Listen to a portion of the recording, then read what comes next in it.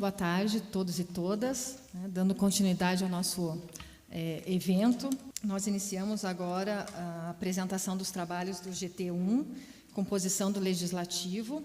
Lembrando que os trabalhos de hoje estão relacionados ao Grupo NEP, do Núcleo de Estudos Paranaenses, e são trabalhos sob a orientação do professor Dr. Ricardo Costa de Oliveira, professor que fez a palestra aqui no período da manhã, e o nosso grande lema de trabalho, que as famílias ainda importam, né?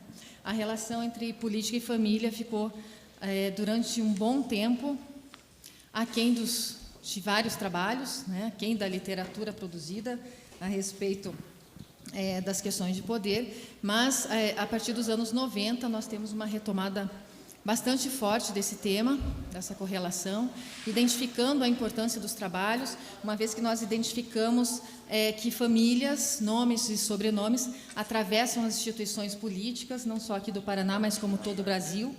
As últimas eleições, né, e todas as questões políticas que são colocadas na mídia, reformam e confirmam esse aspecto do nosso trabalho, né? Então, iniciamos a discussão no período da tarde, lembrando, então, que, para análise da política, família ainda importa.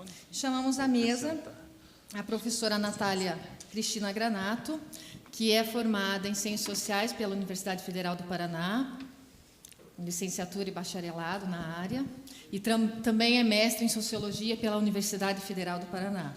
A Natália, ela vai apresentar o trabalho Presidentes da Câmara Municipal de Curitiba, no período de 1947 a 1964, capitais políticos e familiares. Obrigada, professora Mônica. Eu vou dar, então, início à apresentação aí desse trabalho e desses 13 presidentes que nós tivemos no período entre ditaduras. A gente, no caso, sai de uma ditadura do Estado Novo, que vai até 1945, e de 47, que foi a primeira eleição para a legislatura da Câmara dos Vereadores, a gente tem um período até 1964 sem um golpe de Estado. Então, em 64, nós tivemos outro golpe de Estado, e que deu interrupção, né, parcial a esse regime democrático que a gente vivia. Não totalmente a interrupção do poder legislativo, mas o cerceamento de liberdades democráticas que a gente estava acostumado até então. Então, olhando ali o objetivo geral do trabalho, que procurando investigar o perfil dos 13 presidentes da Câmara Municipal entre os anos de 1947 e 1964, anos do período democrático. Na ditadura do Estado Novo, do Getúlio Vargas, nós não tínhamos realmente nenhuma forma de poder legislativo funcionando. Então, a partir da legislatura de 47 que a gente foi ter. Aí, o suporte teórico-metodológico para essa pesquisa, eu utilizei basicamente o sociólogo francês Pierre Bourdieu para pensar a questão dos capitais e campo social, que ele formula esses dois, e entre esses vários conceitos dele, ele tem isso para pensar a política inserida nesse nosso macrocosmo social, que é a sociedade ao todo. Então, basicamente, ele vai falar que o campo político, que é um dos campos sociais, o campo político é um campo de forças e lutas que, com agentes dotados de capitais políticos desiguais, ou seja, tem políticos que têm mais capitais, tem políticos que têm menos capitais, no sentido político, econômico, social, cultural, e isso interfere decisivamente no sucesso ou no não sucesso desse político na vida política, no campo político. Então, quando um sociólogo utiliza o Pierre Bourdieu como exemplo aí para analisar o campo político, nós levamos em consideração as determinantes econômicos e sociais que produzem o agente, e também essas determinantes sociais e econômicas interferem diretamente na política.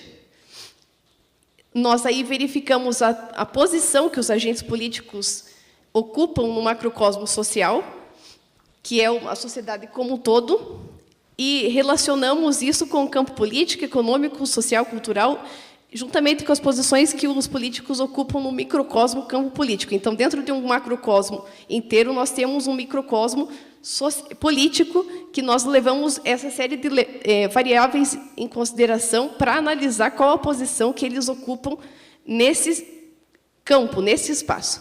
Então, repetindo, o nosso período analisado foi de 45 a 64. Daí, no caso, eu estabeleço aqui o ano de 1947 como norte, porque foi o ano que nós tivemos eleições para a Câmara de Curitiba, eleições livres com voto popular, depois de um período que não tivemos eleições, não tivemos funcionamento do Legislativo Municipal e nem da esfera estadual e federal, com a ditadura do Getúlio Vargas, que extinguiu também os partidos políticos.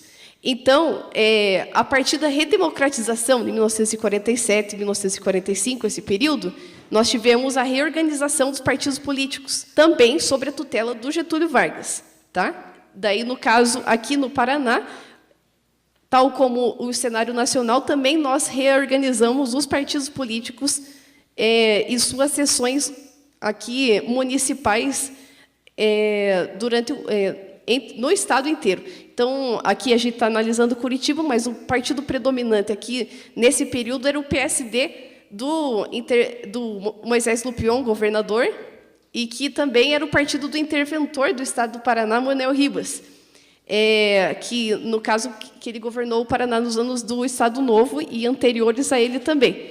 Então, a gente tinha uma grande tutela dessa recriação dos partidos políticos, a gente tinha uma grande tutela dessa máquina de interventorias já da ditadura. Então, quando a gente inaugura a democracia, reinaugura a democracia no Brasil, a gente já traz consigo toda a herança do período ditatorial do Getúlio Vargas enfim, os vícios e as contradições dos períodos anteriores. E aqui a gente reinaugura esses principais partidos políticos. No caso, o PR, Partido Republicano, foi reinaugurado. Ele queria, basicamente, resgatar os valores do período pré-30, do período da República Velha, daquela democracia de notáveis, de políticos bacharéis, de políticos que se organizam a partir de famílias, e políticos da classe dominante econômica e política, que se autorreproduzem e não deixa nenhum grupo opositor ter voz dentro desse sistema. Então, é uma política dos notáveis que a gente tem com o Partido Republicano. É basicamente uma recuperação da herança que a gente tem lá do pré-30. E também desses novos partidos, do PSD, que ele já surgiu lá nos anos 30, e ele vai ser reinaugurado a partir no caso, dos anos 40, mas é um partido que tem como principal líder o Manuel Ribas, e ele continua aí nos anos 50 com Moisés Lupion, anos 60, e também o PTB e a UDN. O PTB ligado à máquina trabalhista do Getúlio Vargas, dos sindicatos, e a UDN é um partido opositor ao Getúlio Vargas, opositor a todas as políticas que ele fazia, e também um partido saudosista a essa democracia elitista que a gente tinha no período pré-30, uma democracia muito excludente de todos os setores sociais. Praticamente, só alguns notáveis que estavam presentes nessa conjuntura do pré-30.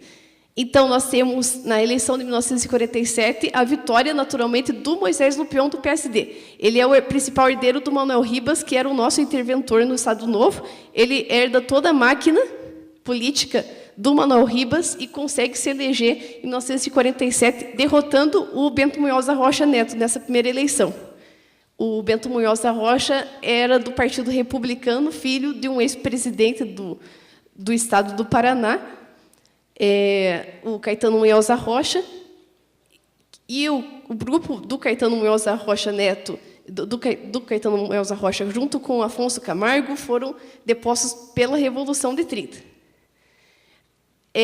Então, nesse cenário aí que a gente tem a vitória do Moisés Lupion no ano de 1947, nós temos esses políticos aqui, presidentes da Câmara Municipal de Curitiba, que vai aqui no primeira eleição, Cracique Neto, no caso 1947, chegando até o último presidente do período, aqui o Elias Caranho e o Erundinho Sivério, que vão governar, no caso, presidir a Câmara Municipal de Curitiba até o golpe de 64. Então, são todos esses homens aí que tiveram um grande destaque nessa casa como presidentes. Então, quais são os capitais que esses homens têm para ocupar esse espaço tão elevado na política paranaense, na política curitibana, e quais são os atributos que esses homens têm aqui para esse poder que eles têm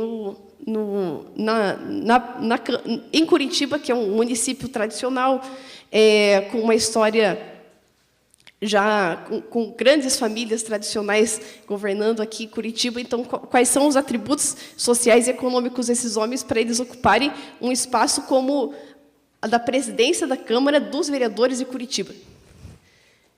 Então, eu fiz esse quadrinho aqui só para ver o perfil, né, prosopográfico desses 13 vereadores, presidentes, que é o seguinte: a primeira legislatura, a gente tem 5 políticos, 5 presidentes aqui. E quais são os atributos que esses homens têm? Quais os capitais que esses homens têm, os cargos políticos que eles têm, e as profissões, para a gente entender qual é o padrão de quem manda no Poder Executivo Municipal. Então, a gente tem 5 presidentes desse período.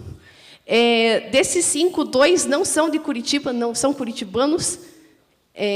Um é do Rio de Janeiro e o outro de Blumenau, em Santa Catarina. E, no caso,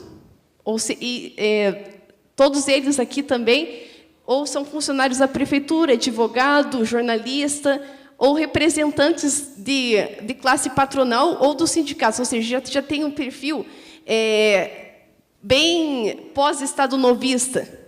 No caso, Getúlio Vargas inaugurou o regime patronal e, no caso dos assalariados, de representação dos interesses de classe, e a gente já tem, nos 2 primeiros presidentes da nossa Câmara aqui municipal, nesse período democrático, pessoas ligadas à máquina que o Getúlio Vargas criou no governo dele. Então, a gente já tem 2 PTBistas, e um era presidente do sindicato patronal, o outro era presidente do sindicato dos empregados. Então, a gente já tem aí a relação entre capital, trabalho, a relação aí do corporativismo já posto desde nos 2 primeiros presidentes da Câmara Municipal. E depois a gente tem, então, nessa constatação dos 5 primeiros presidentes da Câmara Municipal no período democrático, a gente tem a predominância dos PTBistas na presidência da Câmara. Apenas um do Partido Republicano, no caso, o Hernando Santiago de Oliveira, curitibano. Quando a gente observa o número de mandatos na Câmara dos Vereadores, a gente vê que apenas um deles, o Milton Anselmo da Silva, que tem 3 mandatos. O restante tem 1 ou 2 mandatos. No caso, o Cracique Neto Plens Barroso e o Hernando Santiago de Oliveira só tem 1 mandato na Câmara Municipal, ou seja, eles foram presidentes, mas não se reelegeram. Foram presidentes dessa casa e não se reelegeram, não tiveram uma carreira política aqui dentro. E, no caso, quais outros cargos políticos relevantes que eles tiveram?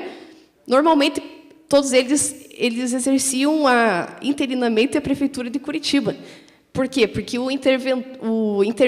no caso, o governador do estado é que nomeava o prefeito de Curitiba, e, quando era o caso, eles assumiam interinamente a prefeitura de Curitiba. Então, essa primeira legislatura foi bem interessante, porque a gente vai ver qual é o perfil das pessoas que ocupam interinamente a prefeitura de Curitiba, já que não existiam eleições a partir de 1947. Só em 54 que a gente vai ter a eleição direta para a prefeitura de Curitiba.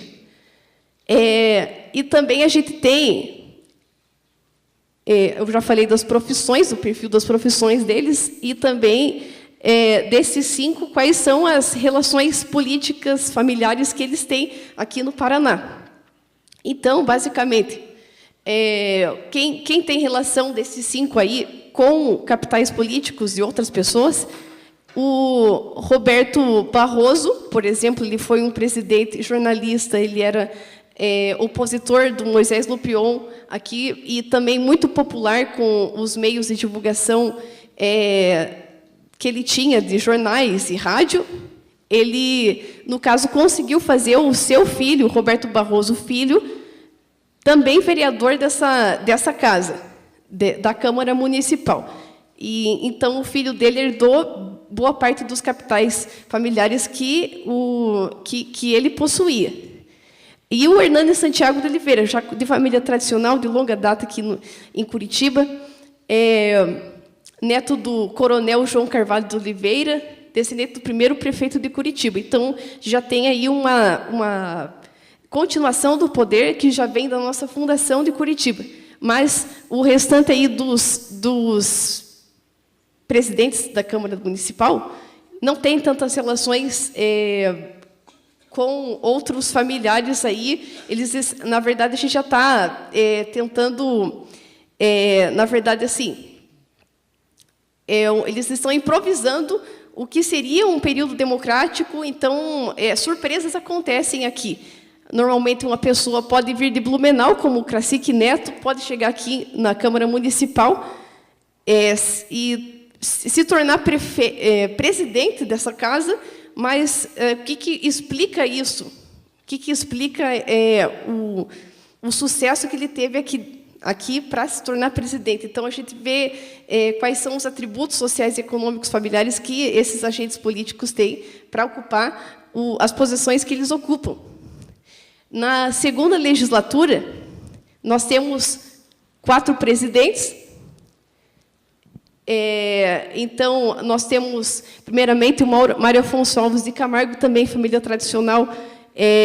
O pai dele foi presidente do Estado do Paraná, no período pré-30. Daí a gente já vê, no nosso período recém-redemocratizado, no caso, a nossa herança do pré-30, a herança aí das perpetuações das famílias e da classe dominante tradicional do Paraná, já posta aqui também no município de Curitiba. E também o Mário Afonso Alves de Camargo teve um mandato e exerceu um outro mandato de suplente. Ocupou a presidência da Câmara, mas, inexplicavelmente, por que ele não teve outros cargos políticos relevantes ou não continuou a sua carreira política aqui na Câmara dos Vereadores? É algo a ser investigado, no caso.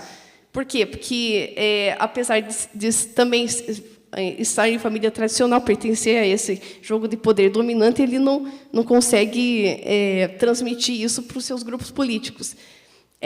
Então, Milton Anselmo da Silva, um PTBista ligado àquela máquina do PTB, que eu falei na legislatura anterior, que ele também foi presidente na legislatura anterior da Câmara Municipal. O Roberto Barroso Filho, aí sim, no caso, de novo, a influência do pai dele, como ex-presidente da Câmara Municipal. O Roberto Barroso entra por outro partido, no caso, o Partido Social Trabalhista. O Roberto Barroso se dizia pertencia ao PTB, mas teve um racha dentro do PTB, ele saiu do PTB e formaram esse novo partido, o Partido Social Trabalhista. E daí, no caso, mesmo se desvinculando do trabalhismo, da máquina que o Getúlio Vargas criou, da relação aí de corporativista, relação capital-trabalho, ele consegue se eleger a partir dos meios de comunicação que o pai dele também tinha. Então, ele também exercia a mesma profissão que o pai, político e jornalista. E também conseguiu ser presidente dessa casa. E também o Felipe Aristides Simão. Aí a gente já observa não tanto uma influência do período anterior, do período do Getúlio Vargas, no caso, entre o pré-30 e os PTBistas, que é uma nova força política surgida nesse período. Então, tem um grupo em ascensão que dialoga com os valores dominantes, e também nós temos um grupo velho dominante, tentando ter poder na Câmara Municipal, ter poder nas instituições do Paraná. E, a partir desse momento, a gente tem, desse período 51, 55, nós começamos a ter a influência direta dos prefeitos de Curitiba diretamente eleitos a partir de 1954. Então, no caso, o prefeito de Curitiba eleito em 54 foi o Ney Braga. E o Felipe Aristides Simão era muito próximo ao Ney Braga. Ele era militar, ele era ex-pracinha, ex-integrante da Força Expedicionária Brasileira, e ele conseguiu ter muita popularidade com essas aproximações políticas que ele tinha com o prefeito e com, no caso, as pessoas simpatizantes do movimento militar que lutou na Segunda Guerra Mundial. Aí conseguiu ser presidente da Câmara Municipal, foi secretário do governo do Ney Braga lá nos anos 60, e também ocupou vários mandatos de vereador aqui nessa casa. Então, a gente já tem a inauguração de presidentes da Câmara Municipal que são ligados bastante ao prefeito de Curitiba. A partir de 1954, que a gente tem a eleição para prefeita direto. Daí, na terceira legislatura, é a mesma coisa. São 5 presidentes que ocupam um mandato aqui, na Câmara dos Vereadores. O Felipe Aristides Simão conseguiu se reeleger como presidente da Câmara, dada essa boa relação aí com o prefeito Ney Braga. Temos também o Sebastião Penteado. Ele pertence à família tradicional aqui em Curitiba. E também ele trabalhava aqui na prefeitura de Curitiba. E ele conseguiu, pertencendo também ao Partido Republicano. Então, nós temos, de novo, aí, nesse período, a retomada de velhos valores da política do pré-30, associados aos valores novos, que também se integram a esses velhos valores, no período democrático. Então, a gente já está saindo de uma ditadura, entra numa democracia, e a gente recombina e combina velhos e novos valores na nossa política. Então, é um outro exemplo aí de uma pessoa que é um advogado, e também pertencente ao Partido Republicano, pertencente à família tradicional aqui em Curitiba. Retomamos com Felipe Aristides Simão, terceiro mandato, como presidente da Câmara. Realmente, ele tinha muito prestígio político junto ao Ney Braga e junto ao eleitorado que gostava dos combatentes da Segunda Guerra Mundial. E o José Maria de Azevedo. Agora, a gente está no período aí que o Moisés Lupion é governador do Paraná, e o José Maria de Azevedo, ele retoma um poder do PSD. Até agora, a gente não viu alguma presidente da Câmara que fosse do partido do Moisés Lupion, do PSD, que era um dos principais partidos aqui de Curitiba, do Paraná. E só tinha o PTB, que, no caso, tinha uma seção bem forte aqui em Curitiba, e tínhamos o Partido Republicano e os velhos valores tradicionais. E agora a gente tem, por influência do Moisés Lupion, o José Maria de Azevedo, que é curitibano também. E daí, na quarta legislatura, a gente observa a presença desses dois. Quando a gente comparou ali a primeira legislatura, nós tivemos 5 presidentes. Então, praticamente, era um presidente eleito para cada ano, e, normalmente, eles não conseguiam reeleição, e também só tinham um mandato na Câmara dos Vereadores. Também não tinham outros cargos políticos relevantes. Aqui, em 59, que a gente já tem uma institucionalização, já dessa instituição, depois do período do Estado Novo, a gente só tem 2 presidentes numa legislatura. Por quê? Porque daí a gente observa a continuidade, o continuísmo dessas pessoas que já se estabeleceram nessa instituição, já sabem as regras dessa instituição e se auto-perpetuam nessa instituição, com os seus capitais políticos. Então, a gente tem, primeiramente, o Aristides Ataíde Júnior, de família tradicional também, no caso, parente do ministro da Saúde, deputado federal Aramis Ataíde, e o Aristides Ataíde Júnior é do PTB, ou seja, ele representa essas novas forças da sociedade do getulismo, mas, ao mesmo tempo, essa nova força que congrega elementos do pré-30, das famílias do pré-30. Então, a gente tem um diálogo constante, né, dessa tema aí da modernização conservadora. De novo, um agente que é um médico da Polícia Militar do Paraná, do Hospital Militar da Cruz Vermelha, e também advogado general do Exército, ou seja, ele tem toda essa formação e consegue ser presidente da Câmara Municipal, com os atributos que ele tem. Familiares, acadêmicos, políticos, mas, curiosamente, ele só tem esse mandato aí na Câmara dos Vereadores, de 59 a 63. Ele não se reelege, também não se reelege para outros mandatos. E o Erundi Silvério. Saiu o Aristides Ataíde, entra o Erundi Silvério. Então, a gente tinha um PTBista que, no caso, a gente tem uma influência do prefeito de Curitiba, Iberê de Matos, que foi o prefeito que substituiu o Ney Braga. Quando o Iberê de Matos sai da prefeitura, sai do seu mandato, o Aristides Ataíde também não consegue muito sucesso político. Daí nós temos o Erundi Silvério, que aí sim, ele tem 3 mandatos consecutivos na presidência da casa. Em 65 ele vai ser presidente de novo, e por aí vai. Ele tem vários cargos de destaque aqui na Câmara Municipal e também como deputado. Enfim, ele se torna empresário do transporte coletivo em Curitiba. Então, ele vai dominar, aí, uma dessas famílias que vai dominar o transporte político, o transporte coletivo de Curitiba até hoje.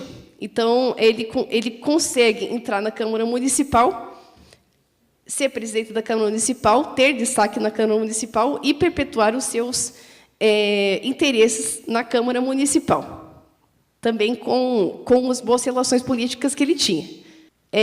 E daí, no caso, a última legislatura, de 1960, antes do golpe de 64, de 63 até 66, nós temos aí o presidente da Câmara Municipal, Elias Caran, da UDN, teve vários mandatos na Câmara dos Vereadores, só que só ocupa a presidência da Câmara em 1964, e, de novo, o Erundi Silvério. Esse aí vai continuar na Câmara Municipal, e o Elias Caran não vai ter grande destaque nos próximos anos de legislaturas.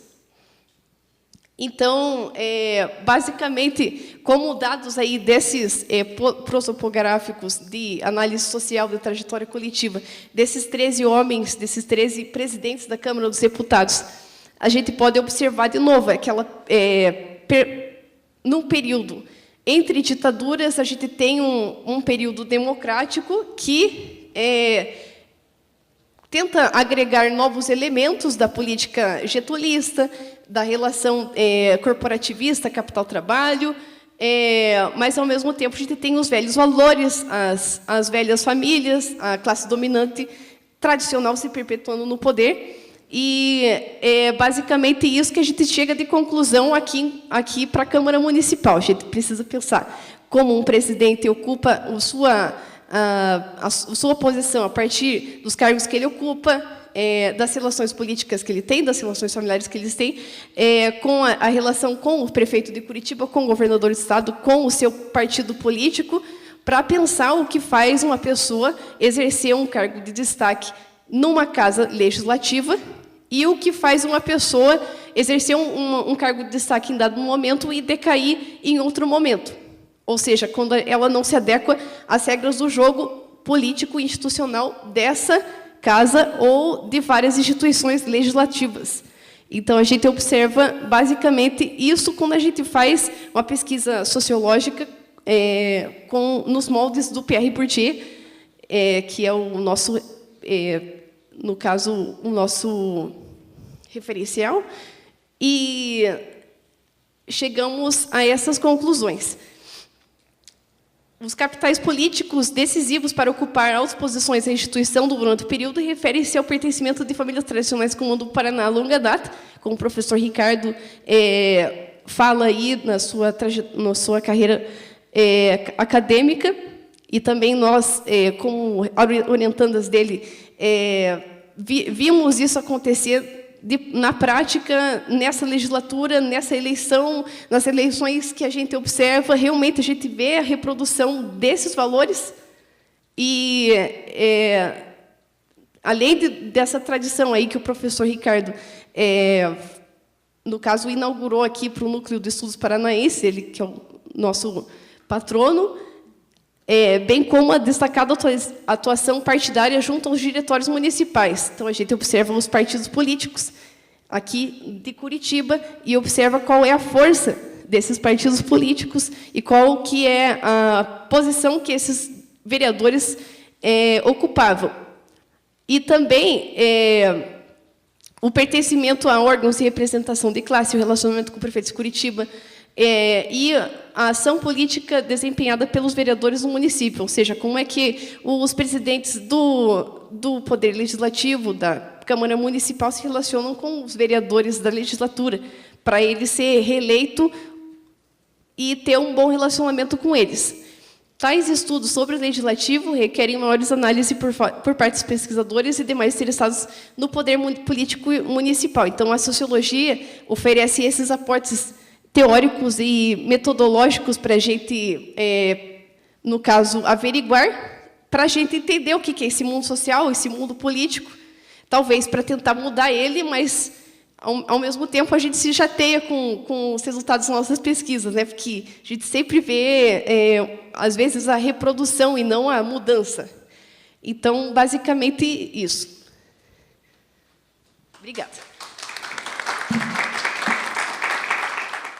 Bom, a Natália apresenta mais um trabalho significativo do NEP, e vocês podem imaginar o fôlego, né? Eu creio que você desenvolveu essa pesquisa empírica aí um período relativamente curto de tempo, e ela mostra de forma muito interessante o jogo político que se estabelece pós-1945, no sentido de que nós temos novos atores políticos, mas, ao mesmo tempo, significativas continuidades, né, de determinadas famílias que já estavam presentes não só na Primeira República, mas algumas delas até mesmo no Império, como o professor Alessandro Cavacin mostrou, né, no período da manhã.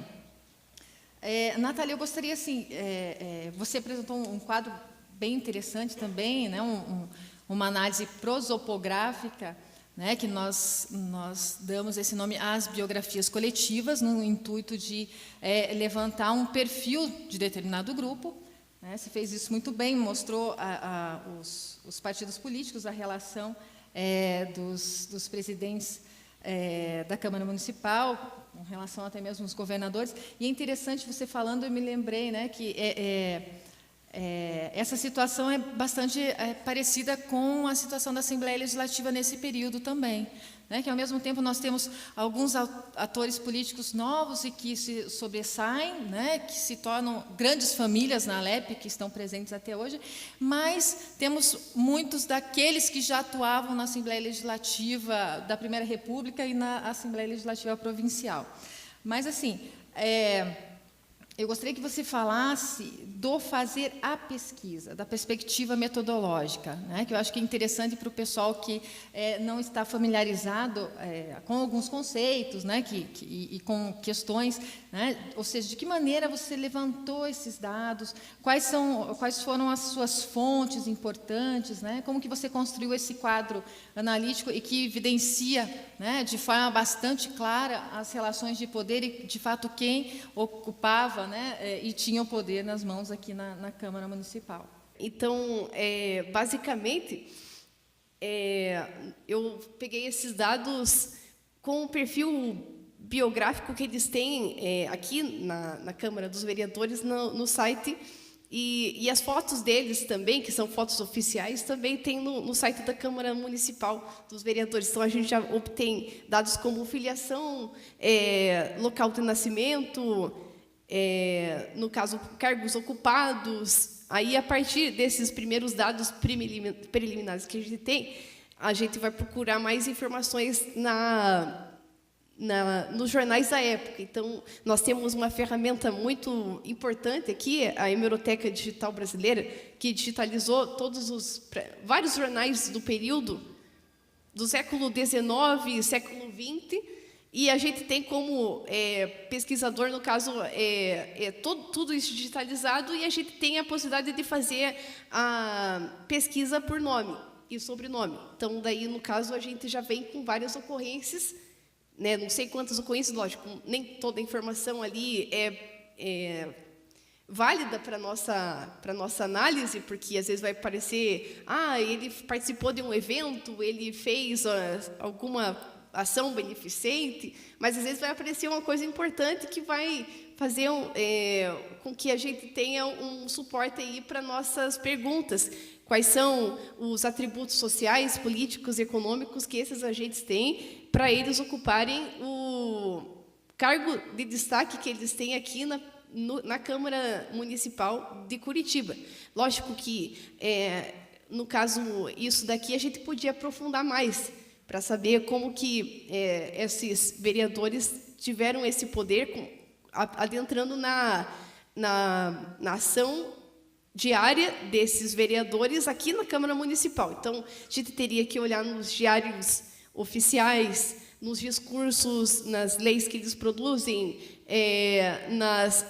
no caso, na prática política mesmo, desses vereadores aqui na Câmara, nesse período. E é possível fazer isso.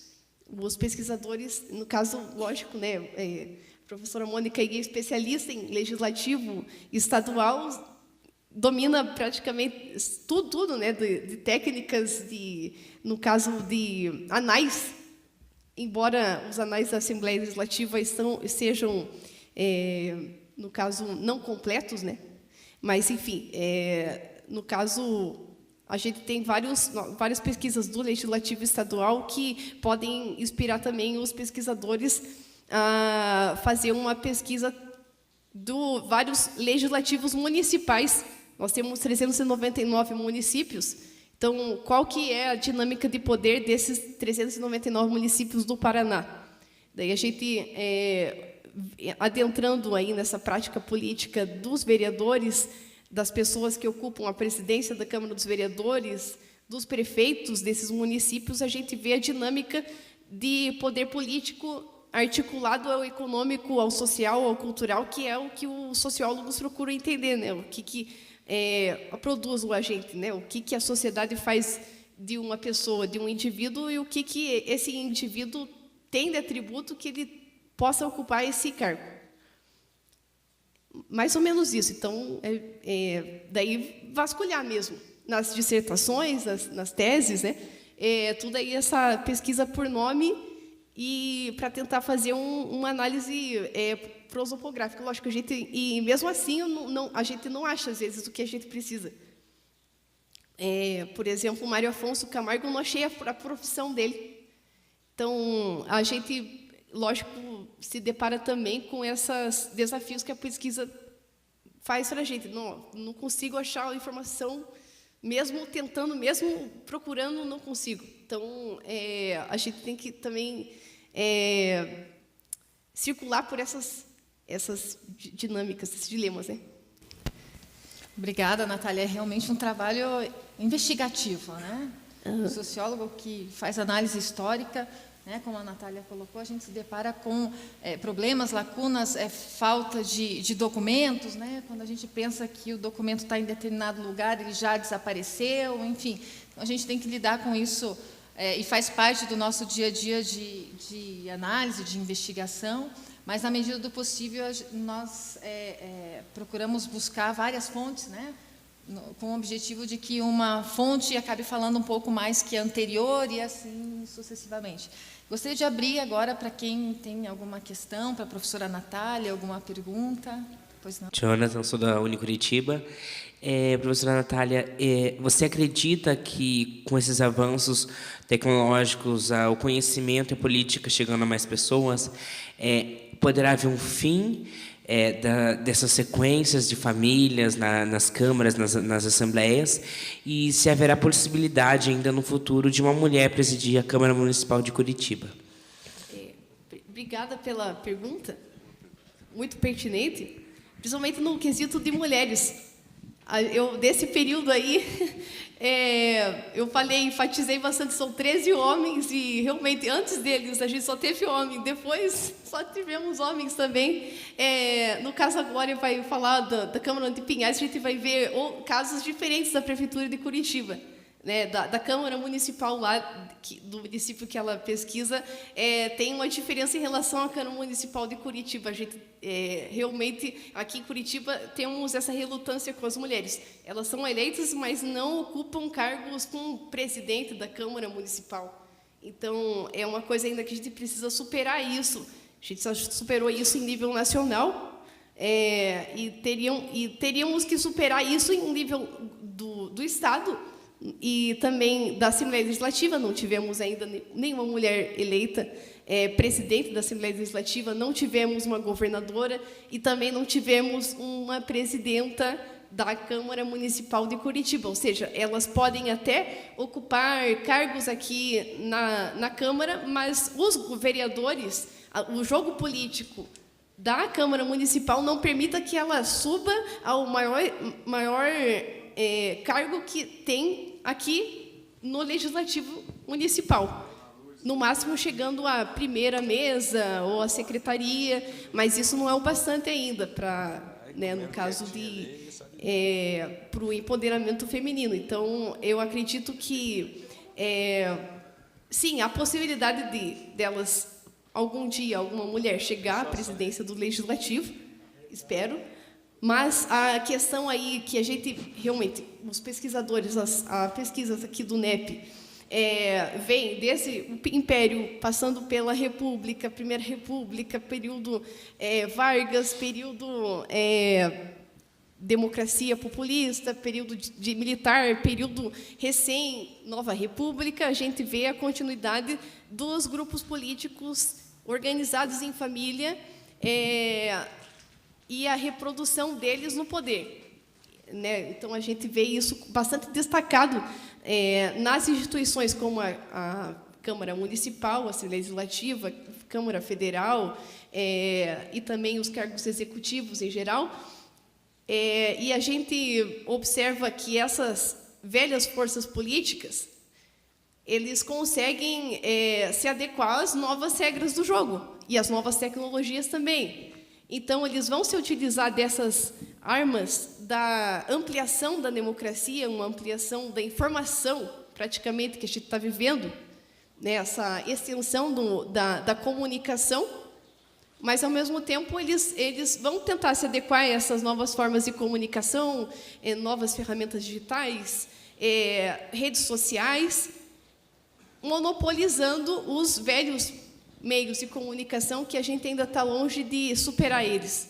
No caso, televisão, mídia, marketing, rádio, que realmente ainda a gente se depara com eles, mesmo com essa, no caso, novas pessoas, a gente ainda tem a conservação de velhas práticas, mesmo, então, com meios tradicionais e meios, no caso, meios em ascensão de comunicação, novos, o que as tecnologias vão trazer para a gente tem a readequação desses velhos grupos e também, lógico, o surgimento de novas lideranças. Essa a nossa perspectiva, né?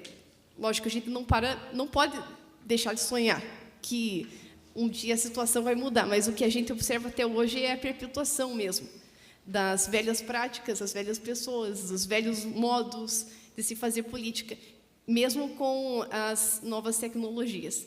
Então, lógico, é uma esperança, é um sonho que a gente tem, mas, ao mesmo tempo, como que a gente vai criticar isso, desnaturalizar isso, enfim. Obrigada pela sua questão. Só fazer um comentário, não precisa do microfone que eu falo alto. Quando a gente falou da mulher na... Aquele barulhito. É do macaco. Aqui não tem jeito, não para.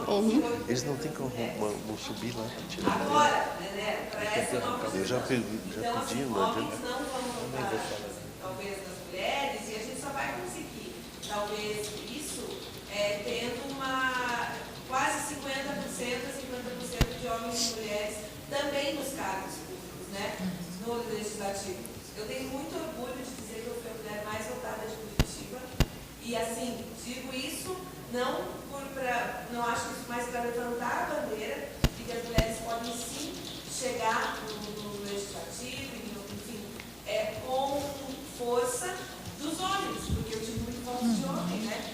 Então, os homens também votam, mulheres votam, homens votam. O que tem que acontecer homens votam mais das mulheres. E aí a gente consegue chegar porque a população é quase 50%, 50%, né? Então, penso que passa por isso também, porque o próprio partido político, ele é obrigado a destinar uma porcentagem para a mulher, mas não diz que tem que ser 50%. 30%, eu acho, 40%. 30%. Né? 30%. Se candidatar. 30%. 30%. Mas por que mais 50%? Já começaria aí na eleição, já teria mais chance, não. 30% tem que ser mulher, mas 70% continua sendo pessoas. Nós pensamos aqui, né, 8 mulheres adentrando nessa nova legislatura já é um ganho imenso, né? Quando a gente olha para a Assembleia Legislativa, a gente identifica assim, no máximo de 4, 5, considero 5 porque uma ficou por um mês lá, mas no máximo 4 mulheres numa legislatura, né, composta por 54 pessoas, né? Então, 4 mulheres e 50 homens, né? Mas a gente não pode perder a esperança, como colocou a professora Natália aí, né? Sim, vamos multiplicando aí a presença das mulheres, né, nos nossos espaços também políticos, né? Muito obrigada. Então, para encerrar, Natália, ali nas considerações finais, você falou sobre a associação do nome à legenda. É só uma recapitulada, assim, para a gente fechar então a sua participação. Como você vê o peso desse prestígio familiar, de relacionar com o nome, com os partidos políticos, então, desse jogo aí, para se conseguir esses cargos maiores dentro dessa instituição que nós estamos? Do que você conseguiu levantar até agora, né? Obrigada, professora Ana. Então, sim, a gente tem partidos políticos, no caso, a organização desses partidos políticos, como que eles vão ter, qual vai ser a força político-eleitoral deles, e o sucesso, e, ao mesmo tempo, aí esse nome de família que nós nos deparamos, muitas vezes, aí com as nossas pesquisas, e a perpetuação desses partidos, dessas famílias, nos partidos políticos. No caso, eles praticamente, então, eu tenho um partido político, eu mando aqui nesse município, mas em outro município eu tenho outro partido político, outras lideranças políticas, mas, ao mesmo tempo, isso aqui pertence à mesma família. Então, são tentáculos da família, organização em vários partidos e instituições políticas. Então, para tentar se reproduzir. Então, e isso a gente verifica num município grande como Curitiba e em São Paulo, enfim, e verificamos principalmente nos pequenos municípios. Praticamente os partidos políticos são feudos de determinadas famílias, tradições, e as pessoas votam por quê? Porque é a tradição votar nessas determinadas pessoas, lideranças. Nós estamos acostumados, temos favores dessas pessoas. Então, a gente realmente é um tema bastante pertinente para o estudo legislativo, e também essa questão aí do poder municipal dos municípios médios e pequenos também para serem averiguados. Então, é outra questão aí, verificar o poder familiar, as conexões dessas famílias sociais, políticas e econômicas, para tentar ver como que é a dinâmica municipal mesmo desses poderes. Obrigada.